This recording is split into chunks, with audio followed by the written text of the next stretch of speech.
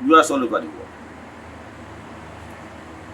I want to react on this program, Philosophy and Life. This is my Philosophy and Life program. I know, if I know where I rob mine. Ne kusiri ya mami ihe nkuwa, common sense. Ne he gane emeno, kuwa wale tuwaru ukuta. He gane ichi ya kanansu. Watch this trending video was saying.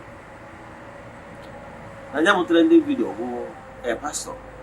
Na gwande mmadụ ife ha kwesịrị ịgba bụ common sense. When I nọ ebe a na-agwa gị na any ancestral altar bụ what you can never destroy, because that your forefathers was inspired by forces to erect that altar for the benefit of his descendants. Upon a Maya Bugodogi, Ewa destroy what he cannot create in creation. Upon a draw interested, he benefit from the blessings coming from our ancestral altar. Yes, my aburum, what's going on? Yes, excuse yourself. They draw interested that ancestral blessings. Although I want to they destroy ya, all the family monuments and altars. No from a pastor. Yes, a wise pastor. He will learn one more thing. About what is so going to maybe.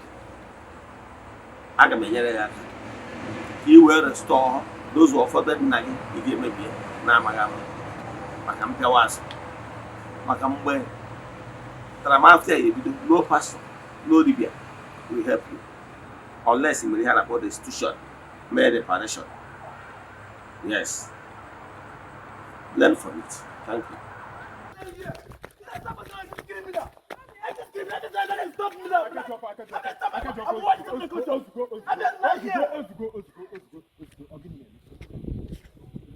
Join this man. I want this man. When they make, I don't against. I can't for. I'm a son and I said, I go this separate culture. This man. Help his neighbor. They may preaching. What you may preaching? There's no question. Wait, they may preaching. Am I saying? Or Jamo, when they may preaching. That person you nobody to. Oh, guy, Yakus may preaching. Yakus may preaching. Yakus, shall you go do? Shall you? Okay, if you go evidence. If you get evidence that this man, not a joke. What? Man of God. Biko oburu nyife akaji ofa akuru weziokwu mana na okay, God is the owner of the whole world, even this man.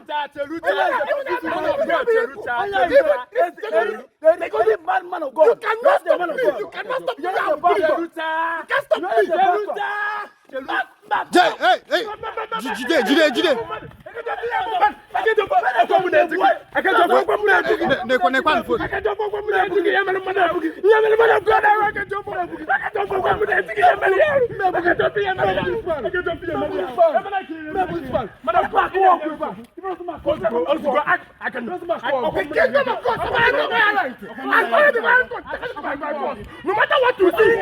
no matter what you do, the gospel must be preached. I must preach the gospel. No matter what you do, you cannot stop me. You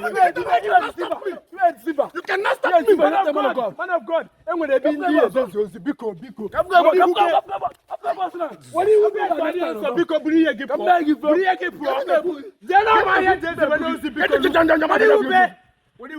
Biko, Biko. For peace to reign, Biko.